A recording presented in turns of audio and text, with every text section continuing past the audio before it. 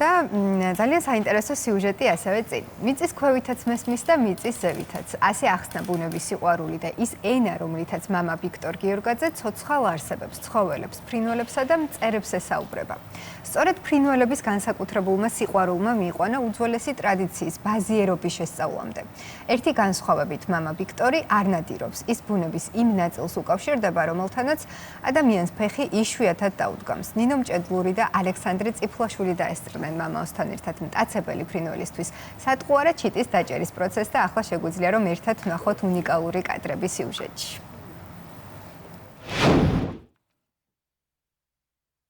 აპუეტმა ფშტვენა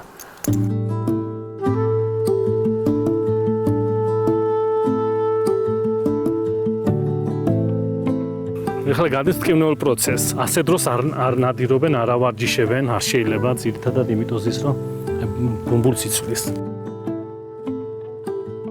ველურ ბუნება განსაკუთრებულად მაგიტო მოწონს ადამიანს, ჩემი აზრით, ახლა ჩემი თავიდან გამომდინარე, რომ იქ რომ ადამიანის ხელს ერთ არ აჩარევენ, ის მასთან ღმერთის ხელია, ღმერთის შექმნილია და უფრო ახლოსაა ღმერთთან. მამა ვიქტორ გიორგაძე ჩოხატაურში, სოფელ ჩაის უბანში ცხოვრობს. მტაცებელი ფრინველების გააწვრთნა მოშინაურება წინაპრებისგან ისწავლა. როდესაც მეუფობა გადავარდა, სწავლება ფრინველით ნადირობასთან აი ყველაფერი გადავარდა. კურნალობის პროცესები რაფერი მიდიოდა, ხასიათი რა უნდოდა რა შეეტყო, ავათ იყო, რა ჭირდა ხმაზე ხვდებოდე. პრობლემა უკვე ჩვენ ქვეყანაში ნადირობაც, თევზაობაც, წესებს არ იცავენ და განადგურებულია. აი ახლა არ ვიცი ვისა რო ქონდენ შეხება ბუნებასთან, ყველა წელიწადს მიხვდებით რომ როგორ იკლებს და იკლებს და გადაშენების პირზე მივიდა ყველაფერი საერთოდ. რასაც ადამიანი წაეკარა რა. აქ ვიჭერ ქორებს.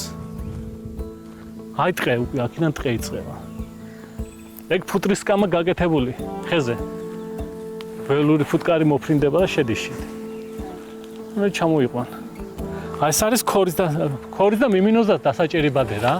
მტაცებელი ფრინველის, ქორის, მიმინოს ან შევარდენის დაჭერა რთული და საინტერესო პროცესია.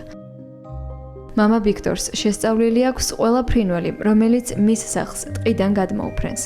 თავდაპირველად ბაზიერი სატყუარა მწერს, მახრას იჭერს. შემდეგ სატყუარა ჩიტს, მას კი მტაცებლის დასაჭერად წვრთნის. მახრის მოძება არქი დაინახეთ როგორი ძნელია რა.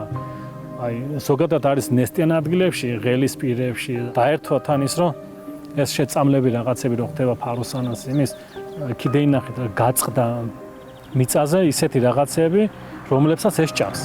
ამისათვის გადაშენდა. მადლობა ხომ ჩვენ რაღაცა დღეს მალე ვნახეთ რა თქმა ყოფილა შემთხვევა 2 და 3 დღე იმიბარია და ვერ ვნახე საერთოდ.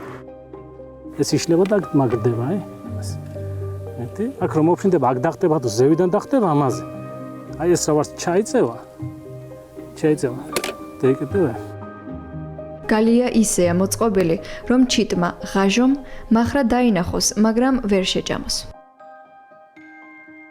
მახრის მერე წავედით უკვე ფრინველის დასაჭერად. აქ ხოხობიც არის. აი ჩემი მეგობარი ცოლს მაგარ ბაზიერი ბიჭო. ახლა ის ხოხობებს ამრავლებს და უშვებს მაშინ.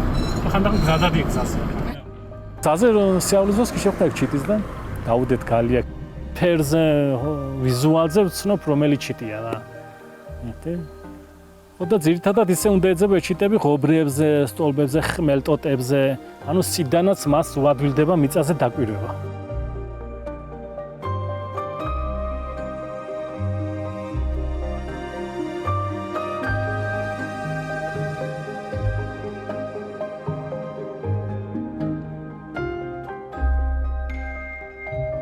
მე რომ დაიჭერ ფრინველებს და აღარ ჭირდება, მე მაინც გავუშვებ.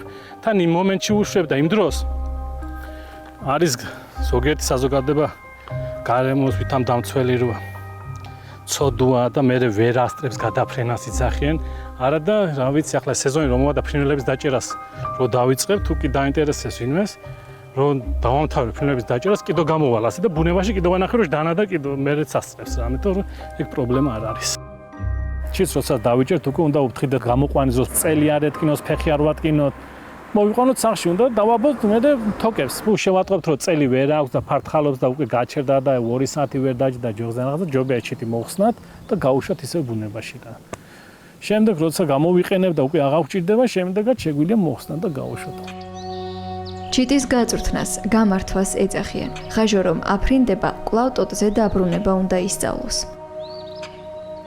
ჯოხს რო ააფრენდა გააჩერებ ჯოხს და ისევ აფრინდება როგორც ეხლა იქნება დაჯდა ისევ მისით, უკვე შეიძლება წაყვანას მაგი. ფრინველის დასაჭერად მიმინოს ქორის, ავი გადაფრენი ფრინველი შეიძლება სხვა რაღაცების სხვადასხვა ფრინველები ყოფა. გააკეთე პატარა ქოხს, სადაც შეიძლება შეხვიდე და დაემალო და ამის წინვე გააკეთებთ ჩიტის დასაჭერ ბადეს, სამკუთხედ ბადეს უძახი ჩვენ. ბადეს აქეთ არის ჩიტი, ჯოხზე გიყავია შენ ხელში. და იქიდან საიდანაც მოდის ფრინველი, რო გამოჩნდება ჩიტს გაათამაშებთ აერში. რო გაათამაშებ, დაინახავს ის და რო დაინახავს, რომ ის მოწყდა და წამოვიდა ამის დასაჭერად, უკვე ჯოხი უნდა გავაჩერო. აღარ ჩიტს ვათამაშებთ არაფერს. ვარ ცოტა ბადე და მოშორებული გვაქვს ჩიტი, რომ არ მოხდეს და არ მოგვიყვანოს ჩიტი. წამოვა და პირდაპირ შემოდის ბადეში და ბადეში რომ მოხდება, დაკეცავ ბადეს და უკვე ჯოხის ჩიტს აქ დადებ და ფრინველს გამოხსნი ბადიდან. ამ პროცესშიც აუცილებელია ჩიტისკენ ყურადღება, იმიტომ რომ შეიძლება სხვა მოფრინდეს კიდო ის რომ მიწაზე იქნება დაგდებული. ბუნებისა და სოფლის სიყვარული მისი ეზოგარიდან შეიმჩნევა. უბლის სკეპს, ამრავლებს, კურდღლებს და მწყერს და სურს რომ სოფელში გაუშვას. ყური აქ დაზიანებული ავად იყო და გადავარჩინე და მე გამოუშვი გალიდან და ეზოში მყავსა. იმდენს გაუშვებს სანამ არ გეისვა ამ მთელი უბანი დაიტყევა. რატო გარბის სოფლიდან ხალხი ვეხვდები რა. აუნდა იმუშაოს ახლა სოფლიდან გაქცეულმა ადამიანმა ქალაქში. რასაც ვაკვირდები, ჩემი მეგობრები, ჩემი მამის მეგობრები, ვინც წევიდა, ვერანაირ ვეფერი ვერ ქნა. ასაკში იცები აქ ჩამოდის და რა ხვდება აქ იცი, ღობერიც კი აღარ ხვდება ეზოს. განადგურებული ყველაფერი და მე უნდა დაიჭდეს ბალკონში და ვიღაცა შვილს ან შვილიშვილმა თუ აჭამა, თუ არა სიბერი უნდა ქონდეს გამწარებული რა. იმის გამო რომ ის დროები წავიდა და დაკარგა, როცა აქ უნდა მიეხედა ყველა. აი, ახალი გამოჩეკილი წიწილე.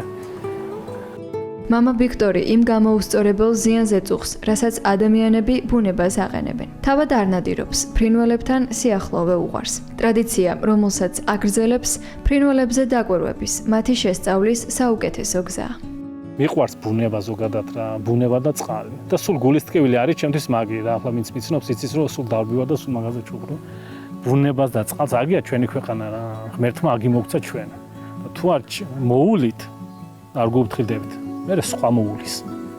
სხვა მიხედავს რა. ასე იყო ყოველთვის და ასეა ძველი ათქმა მოყოლებული. არ გაუფრთხილდები არც ქვეყანას, არც სამშობლოს, არც ენას და არც წმენას, წაგართმოს ღმერთი ყველაფერს. მამაოს სახელს უკავშირდება ტაძარი, რომლის მსგავსიც ქრისტიანულ სამყაროში არ მოიძებნება. სა დავით აღმაშენებლი სახელობაზე აშენებული ტაძარი, რომელიც დაახლოებით 3 წლის უკან დავიწყე ჩენილობა. ჩემი მეგობარი დამეხმარა ამის აშენებაში. ის კარნიზებზე ძველი ქართული წერია დავით აღმაშენებლის ტრობარკონდაკი რა. და ესეთი ანალოგი რომ საერთოდ ტაძარზე ლოცვა ასე ეწეროს არ არსებობს სამყაროში. პირველი გაკეთა და რა ვიცი ესე მოვიფიქრე და ძალიან ყველა აღფრთოვანებული და ბოლოს და ბოლოს რამდენი წელიც და რამდენი საუკუნეს ფეხზე იქნება დამწერლობაში უნახავს მის ყველა ლაპარაკს და მჭერმეტყველებას და ვიღაცის საქმეებზე ლაპარაკს და განკითხვას ვიღაცისას. ჯობია საკუთარ თავს მიხედოს საქმეს, უმეტმა რაც მოგცა იმით ბედნიერი იყოს. შვიდათაც იგნები, ბედნიერიც იგნები, სიყვარულიც გექნება, სახურებაშიც კარგად იგნები. ფრინველიც გეიგებს, ცხოველიც გეიგებს შენსას. თუ არა ისე ადამიანიც კი ვერ გეიგებს შენსას რა. თუ რაც გვაქვს იმის მადლობელი ვიქნებით, მაშინ ბედნიერი იქნები.